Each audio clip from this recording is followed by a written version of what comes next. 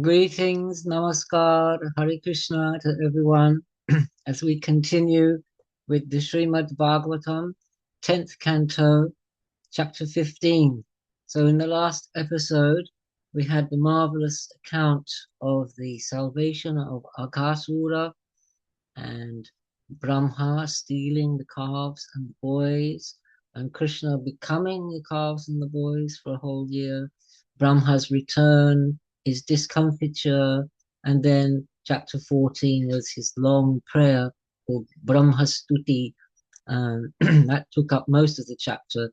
The rest was an interesting philosophical account of how the soul is the dearest thing to every individual, their own Atma.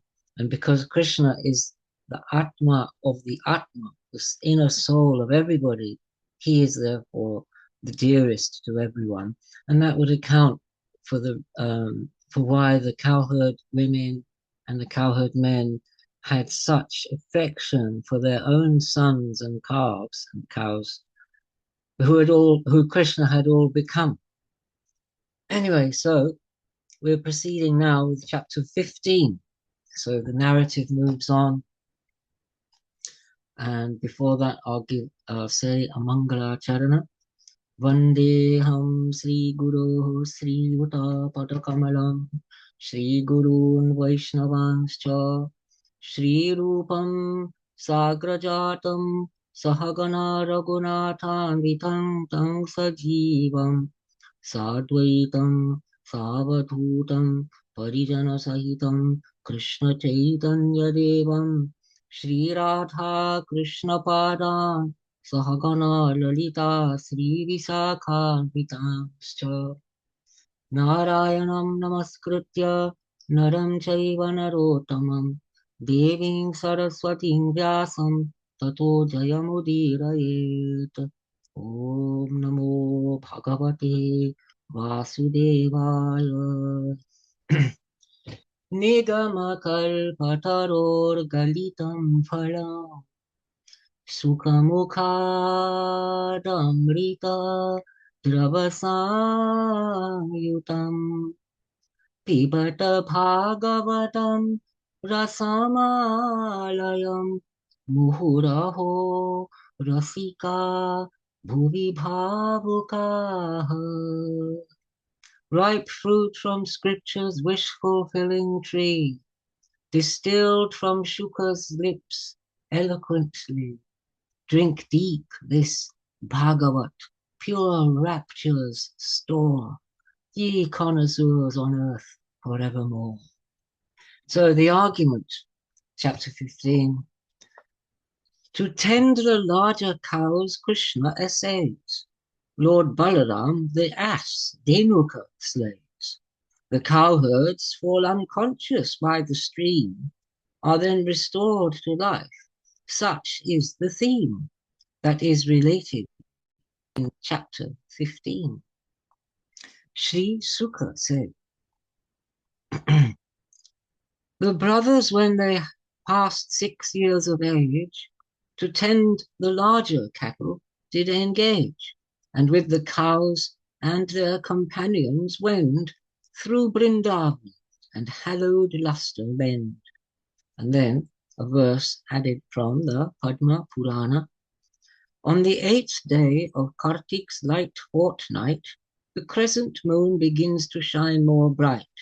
From that same day, Lord Vasudev became a cowherder, called by a cowherd's name, whereas he only tended calves before, whilom the name of small calf tender bore. So from being Vatsapala, he's now Gopala. Again, this age is illustrated in Bhakti Rasamrita Sindhu by Rupa Goswami. Now when the age Pogandha thus begin, his lips redden and his belly is slim. His neck is creased with 3 delightsome lines, like coiling conch, and illustrious shines. His ornamentation is chiefly made of flowers of diverse colour and shade. His limbs with tinted rock pigments are dight, and he is clad in yellow raiment bright. Back to the text. Thus playing on his flute, Madhava roves with Bala, praised by his friends through the groves, driving the herds before with merriment, where flowers bloom and rich in nutriment. The fragrant forest pasture did abound with warbling birds and bees buzzing around. Sweet perfumes were conveyed upon the wind. The waters were clear as a great one's mind. The gentle breeze over the water strays, and senti-petal lotus scent conveys, which when the Almighty One did survey, decided in his mind to sport and play. He saw the boughs and branches bent to greet, o'erburdened with their weight, his lotus feet, with mellowed fruits and blooming blossoms bright, which seeing, he was filled with vast delight. The primeval being thus delighted, smiling, to his elder brother said. The illustrious one said, so Krishna is speaking to Balaram. It's interesting to note there that last couplet, the primeval being, that means the original being, who there's no one before him, delighted, spoke to his elder brother. The illustrious one said, O foremost God, thy lotus feet, great Lord, are by immortal gods always adored. The branches of the trees bow down to thee in acknowledgement of thy deity, with fruits and flowers to propitiate the sin of their tree birth, to expiate. These beings, O primal Lord, thy steps pursue, and even as thy votaries would do, recite thy praise, thy glory to prolong, like rhapsodists and sages who make song. Sure they must be thine own dear devotees, who follow thee beneath the shady trees, though, sinless one, thou wearst a mortal guise, they still desire to see thee with their eyes. These peacocks, out of love, before thee dance, the gentle does affectionately glance. E'en as the cowherd maids, the coquils sing, their worthy guest with praises honoring, as noble ones come forth to greet a guest, and thus the forest by thy grace is blessed. How blessed today is all the region round, how blessed by thy foot touches the ground, the grass, the shrubs, and all the earth regales, pressed by thy feet, touched by thy fingernails. The groves and streams thy high goodness attest. The mountains and the lakes are truly blessed. The birds and beasts are favored by thy sight. All creatures in thy presence take delight. But most of all, thou hast with thy charms embraced the cowherd damsels twixt thine arms, a favor hankered for most fervently by beauty's queen herself, the goddess Shri. Sri Shuka said, thus in Vrindavan, beautiful and bright, tending the cows, Krishna takes fond delight and revels in vast pleasure with his friends, and o'er the hills and by the river wends. Sometimes along the path beneath the trees, they sing in concert with the humming bees, while his companions, as they move along with Sankarshan, praise him in merry song. Sometimes they emulate the dulcet note that issues from the kokil's warbling throat. Sometimes the cooing swans they imitate, always with bliss and ecstasy elate. Sometimes the joy of his friends to enhance, he imitates the plumy peacock's dance. words. Sometimes they induce laughter with their jokes, and he, responsive, more laughter provokes. Sometimes he calls by name the straying kind, affording them and his friends joy divine. Sometimes, while they the forest ambulate, the cooing ruddy geese they imitate, the cronchers cry, the plumy peacocks mew, the Bharadwaja and Chakora too. When roars of lions and tigers they hear, they flee with other beasts as if in fear. Sometimes, fatigued by play, he takes a nap, reclining his head on a cowherd's lap. Sometimes he serves his elder brother there, his feet to massage with filial care.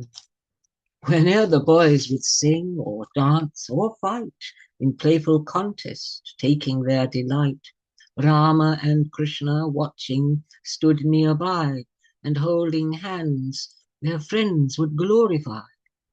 Sometimes upon a flower-bedecked bed he lays him down to rest, and keeps his head upon the lap of a dear friend reposed, when he to blissful slumber is disposed. Some of the boys delightedly engage the great-souled one's feet gently to massage, and others, void of sin, the Lord to please, fan him softly to dry the cooling breeze.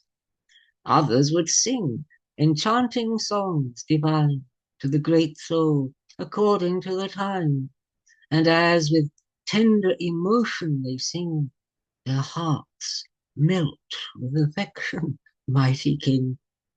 Thus he whose feet are usually caressed, and by the hands of goddess Rama pressed, to conceal his supreme selfhood was glad, and played with cowherds like a rustic lad.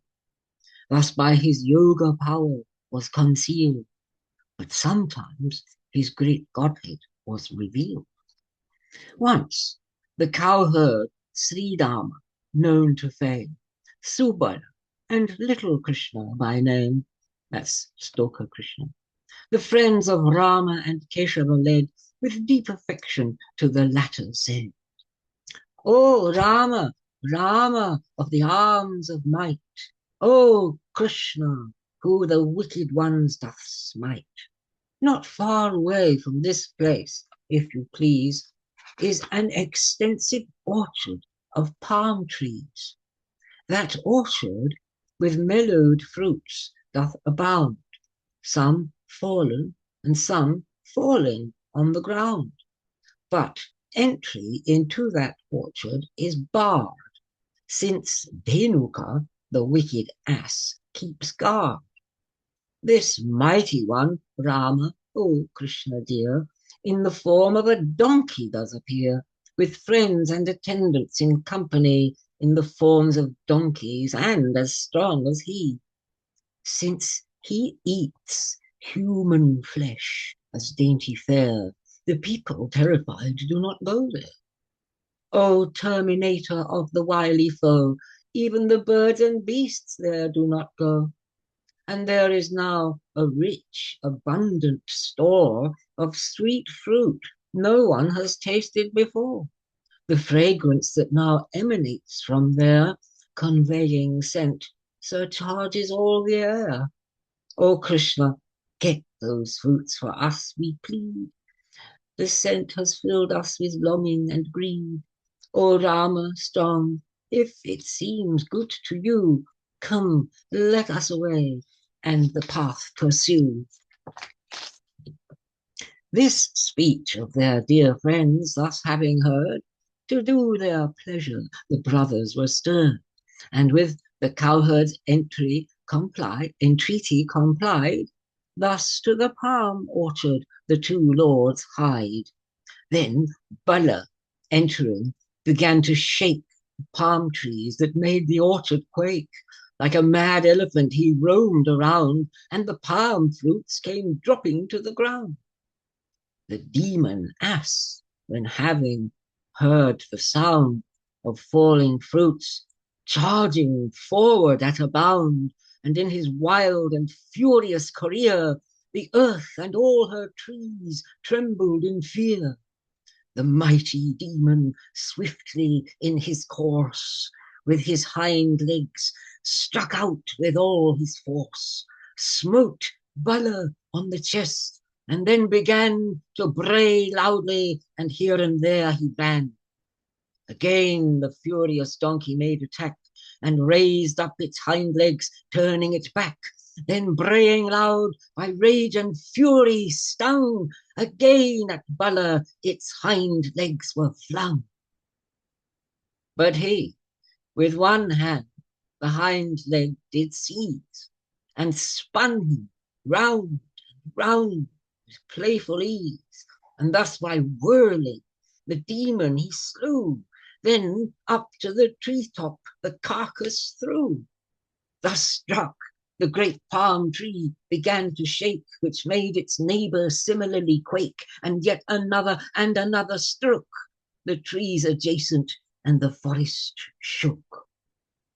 Thus Bala did in throwing show his skill, and the demon in the ass form did kill. The tall palm grove was shattered down and torn, as if it had been shaken by a storm. It is not such an astonishing thing for the Infinite One, O my dear King, since he it is who by his power doth uphold the world as warp and woof in cloth.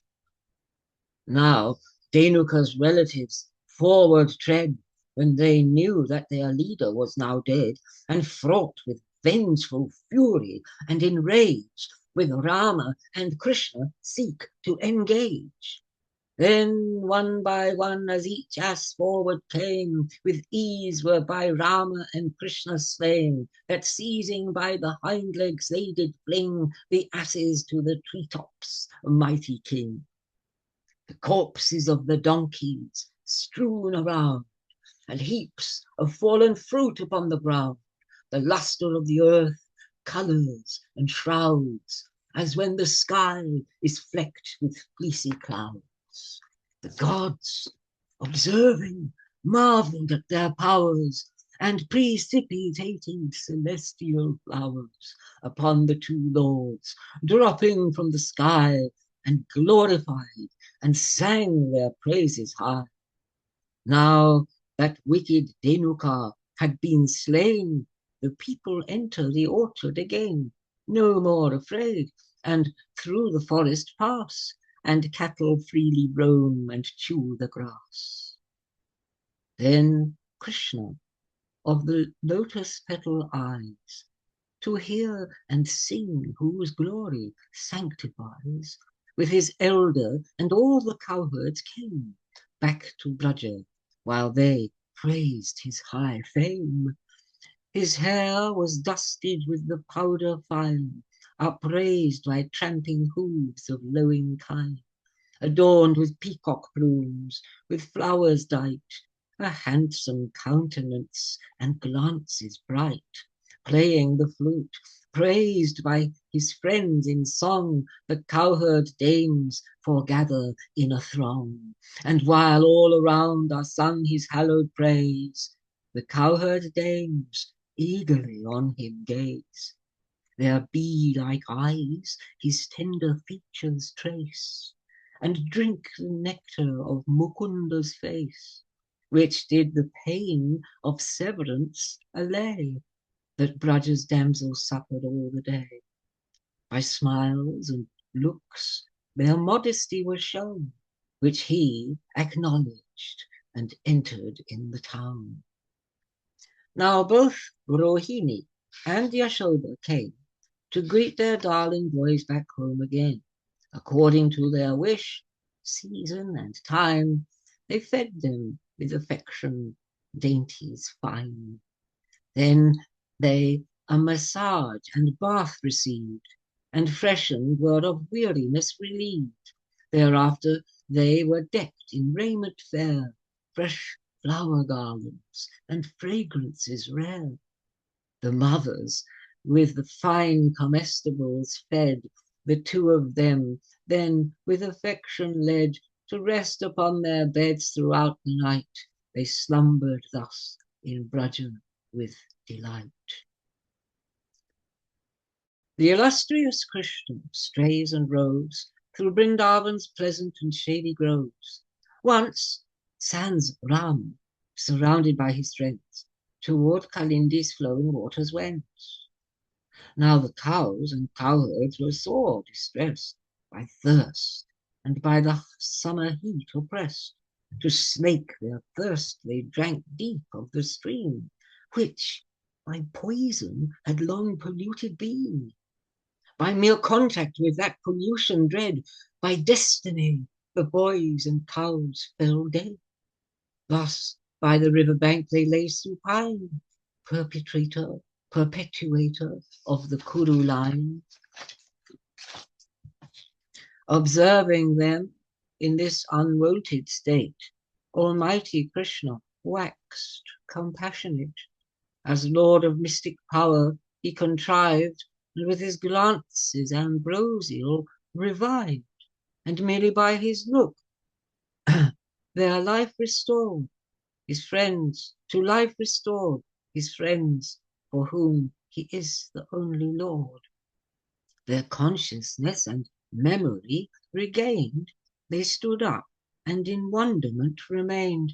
They look upon each other with surprise, and easily each other recognize.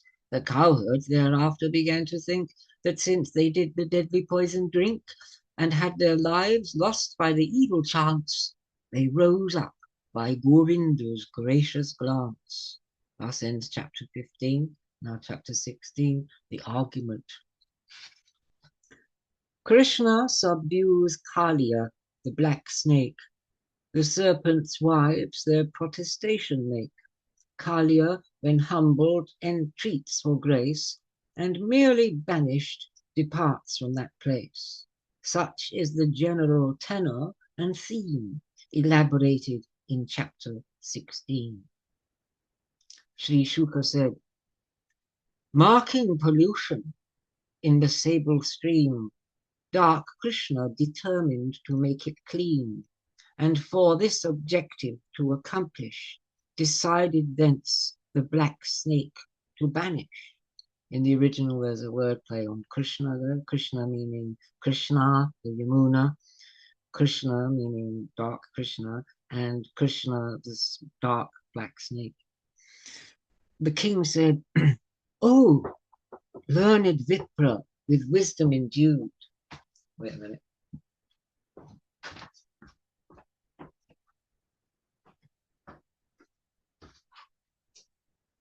I just read it, so you have to just sit quiet a little bit.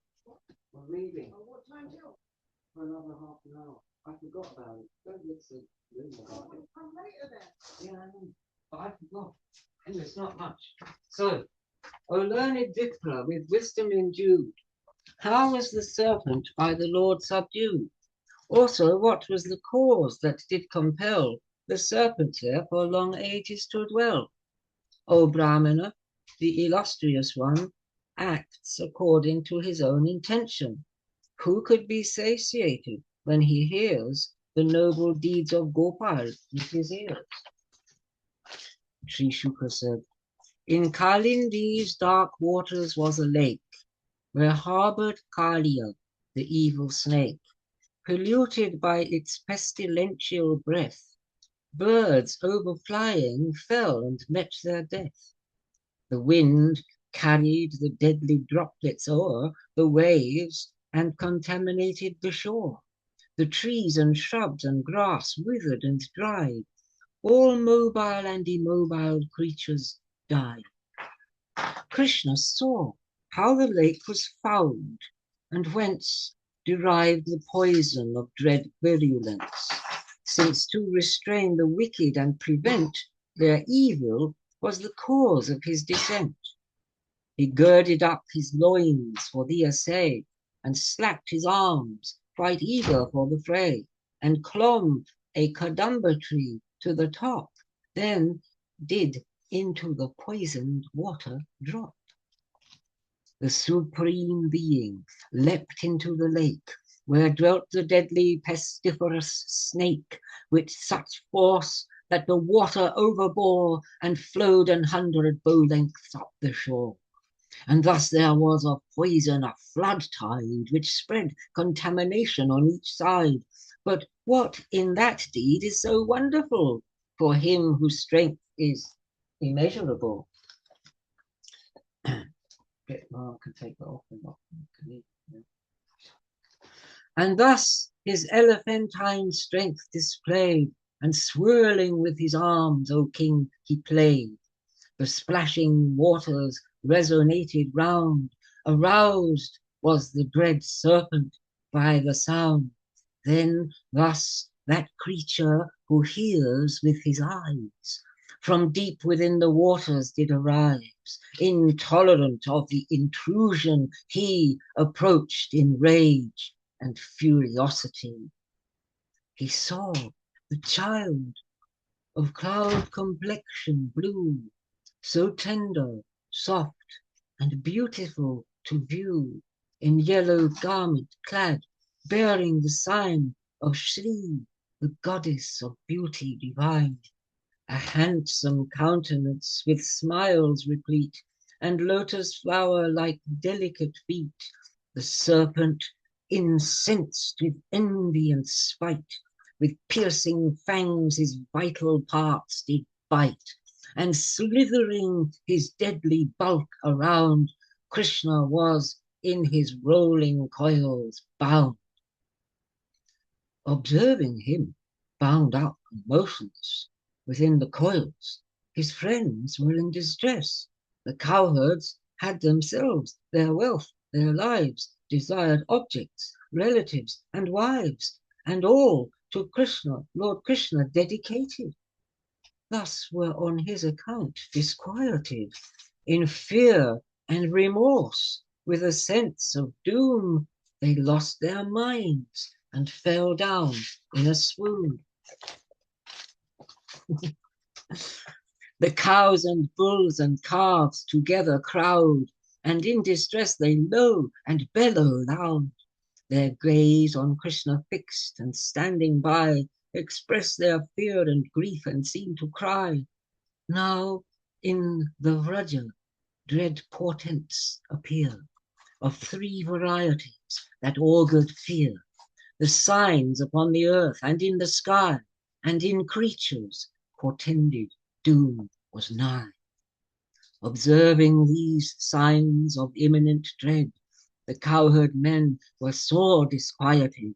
Nanda and others were fraught with dismay that Rama was not with Krishna that day. They assumed that the omens did portend that Krishna had certainly met his end. Since of his power they were unaware, their minds were filled with apprehensive care. The women, the children, the old and young were by the pangs of fear and sorrow stung. Just as a cow when its fond calf is lost, they were in grief and consternation tossed. To see Krishna with eager yearning, they leave Gokul, and to find him trace their way. When Bala, the illustrious, beheld their misapprehension, he was compelled to smile a little at their sorry plight, since he knew of his younger brother's might. They followed the path Krishna's footsteps bore, which drew them to the dark Yamuna's shore. They noticed here and there along the road the marks of lotus, barley, corn, and gold, the flag, the thunderbolt, all signs replete, which are seen on the soles of the Lord's feet.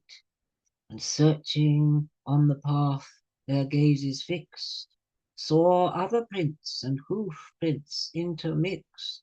Thus hurried they with paces hastening, ensuing the footprints, O my dear king.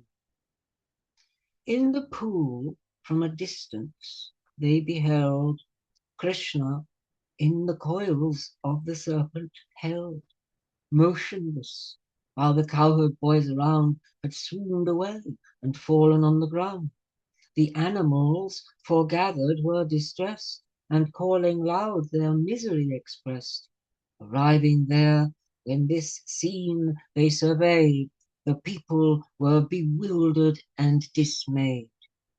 The cowherd damsels' minds were firmly bound in love for the infinite Lord profound. His friendship, smiles, and glances they recalled, his pleasing eloquence, and were appalled, and sore aggrieved, tormented at the sight of their beloved in the snake's grip tight.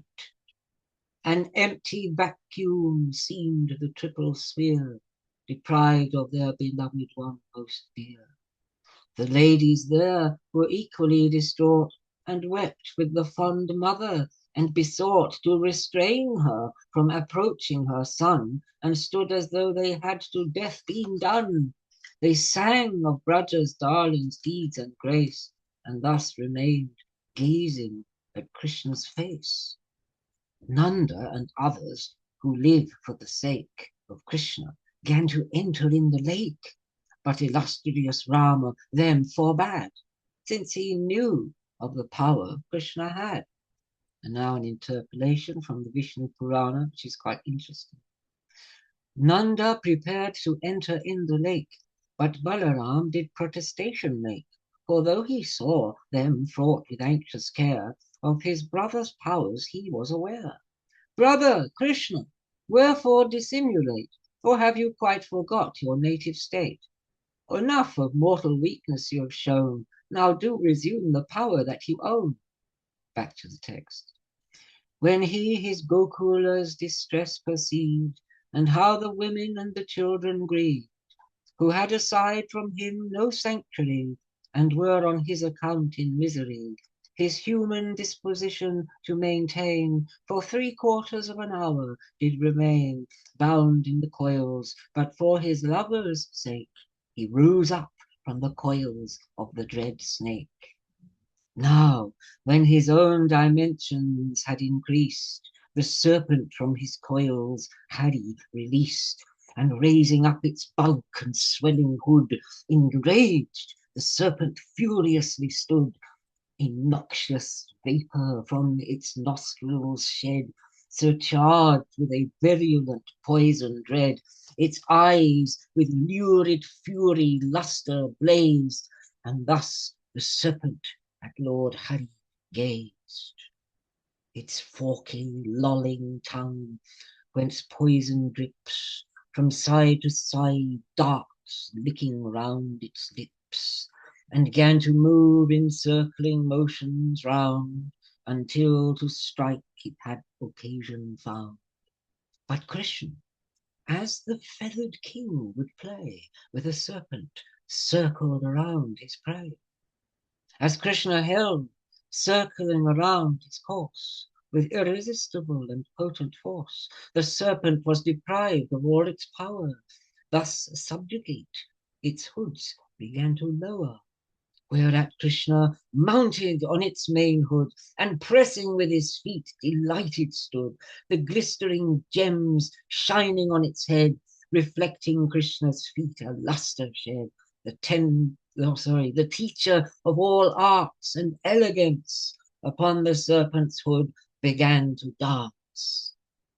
Observing from their station in the sky, his attendants celestial drew nigh, the Gandharvas, sweet singers of the gods, the Siddhas who drop blooms from their abodes, the Munis, Charanas, and nymphs arrived, and to accompany his dance contrived. Mridanga and Panava drums they beat, play instruments and dance upon their feet. They strike up praises in sweet melodies and shower him with flowers from the sky.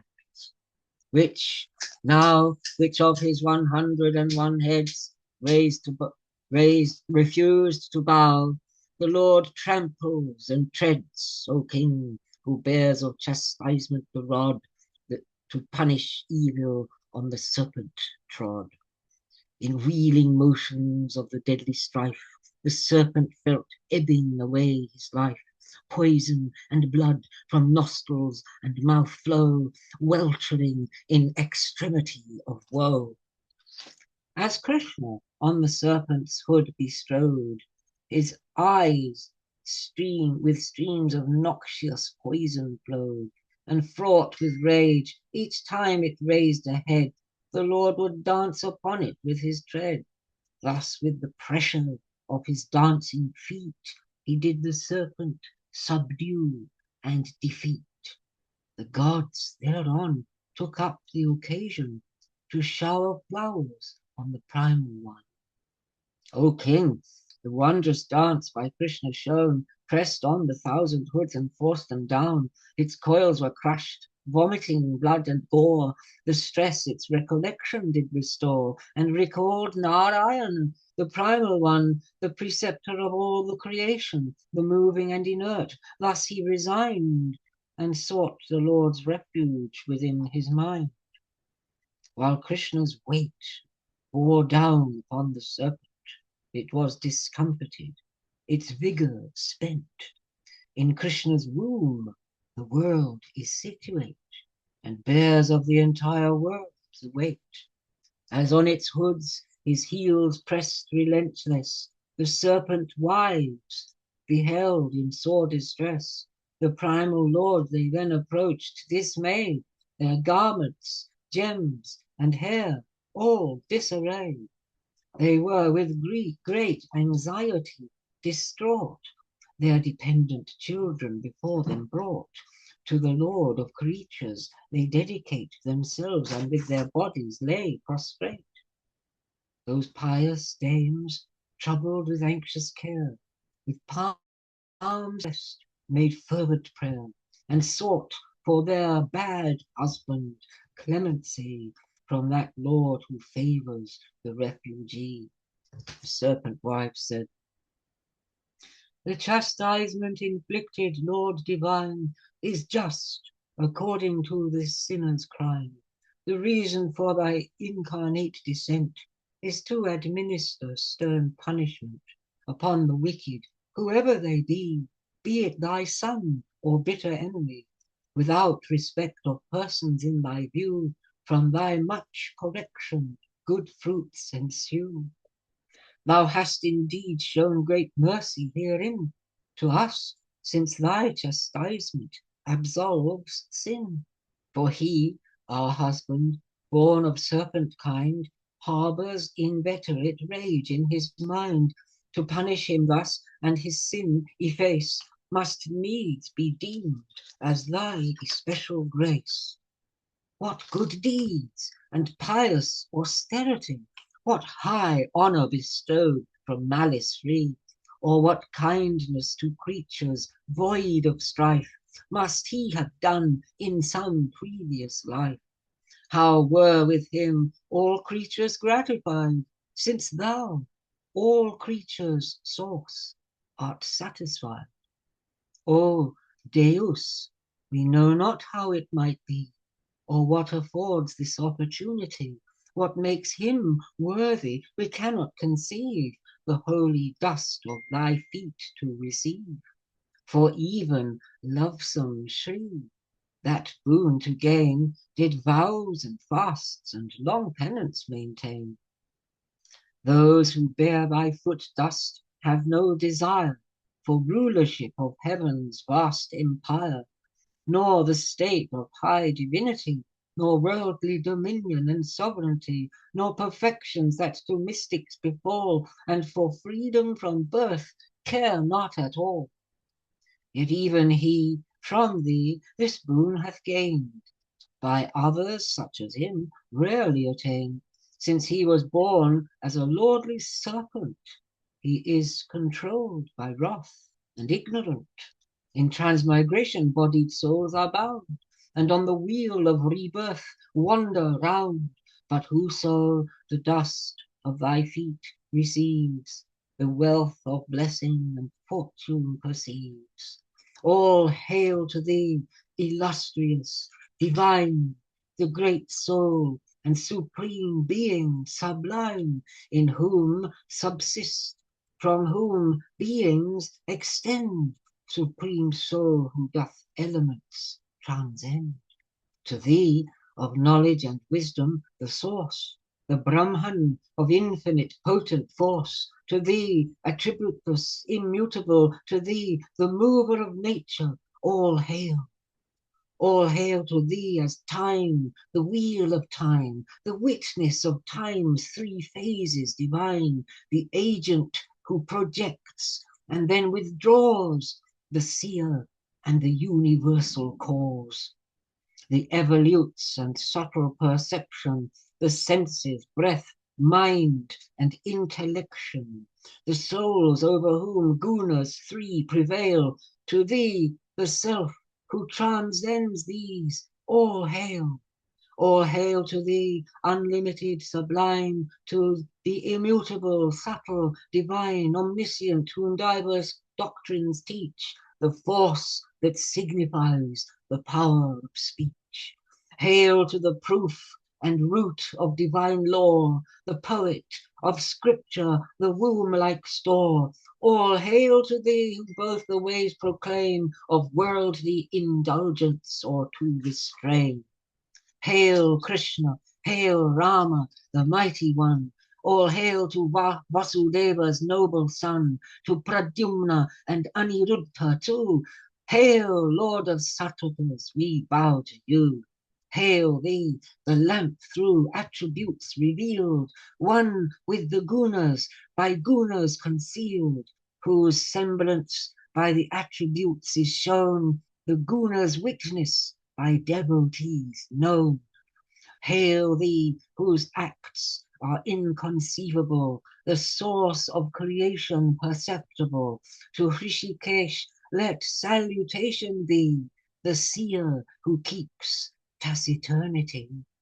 Hail to the knower and prompter of all, the regulator of the great and small, one with and beyond the world, absolute, the witness, and of cause the primal root.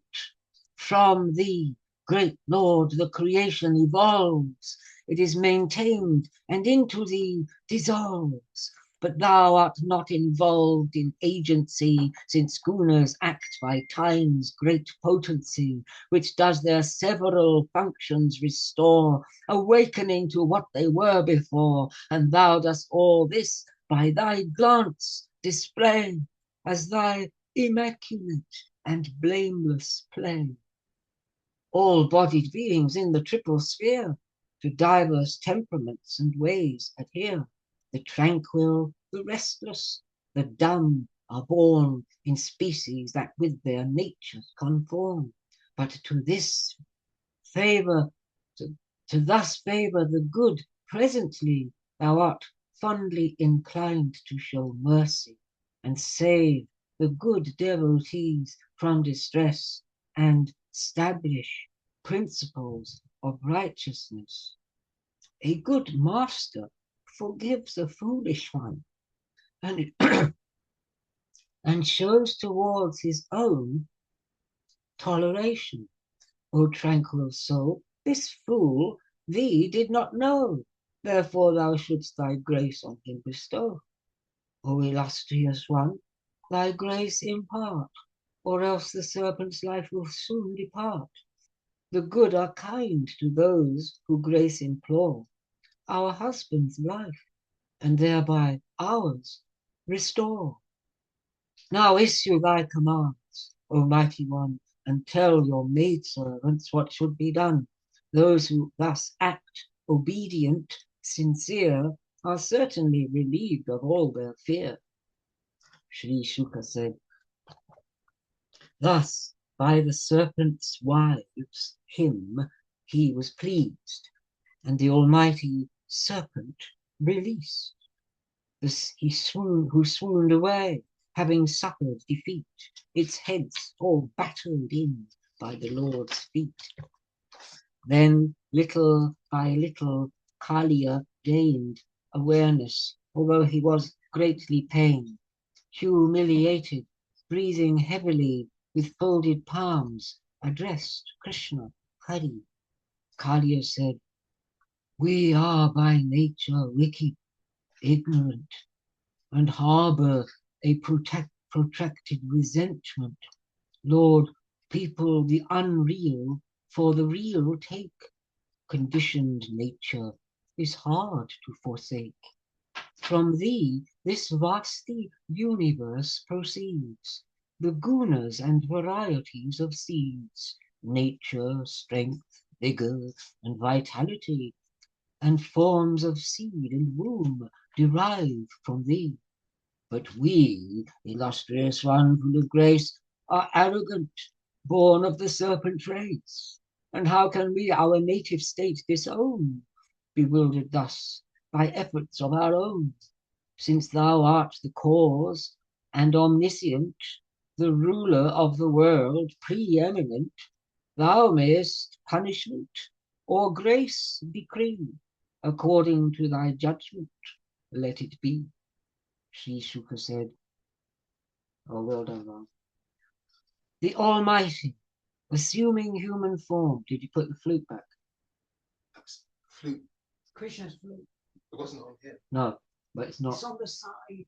Could he take it out to feed? Okay, I'll put it back. Yeah. Thanks. Sri Shuka said, the Almighty, assuming human form, with some determined action to perform, thus hearing what the serpent had to say, replied to him, depart without delay. You will not any longer tarry here, but repair to the ocean without fear. Your wives and children and relatives take. Let cows and men of the waters partake.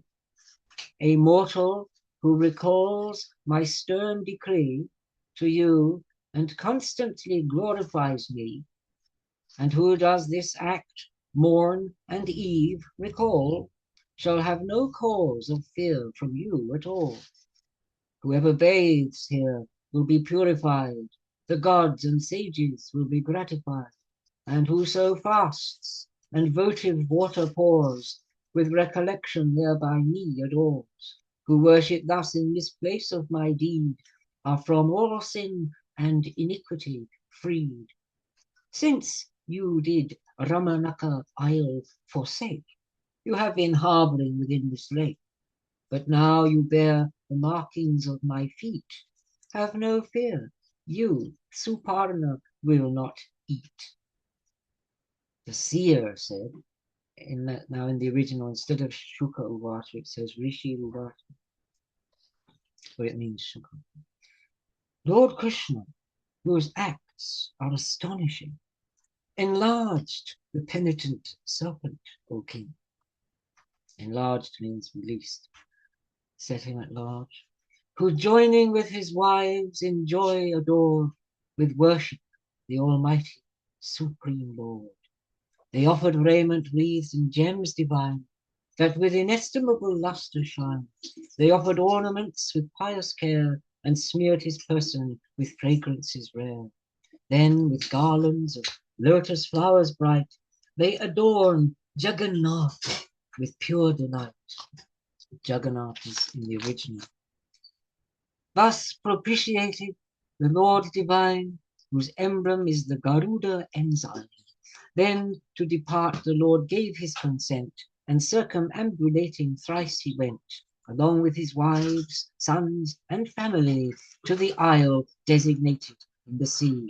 Straightway Yamuna, from pollution's stain, was purified and nectar-like again, by the Almighty's grace, which sanctifies, who acts his wondrous deeds in human guise.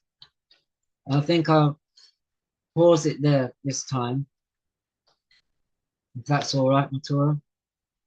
So there's more to go on, right? Yeah, I know, but that was fantastic. That was just a tour de force of everything. Okay, let's stop the recording and then we could talk. Okay, fantastic, absolutely divine, superb. Okay.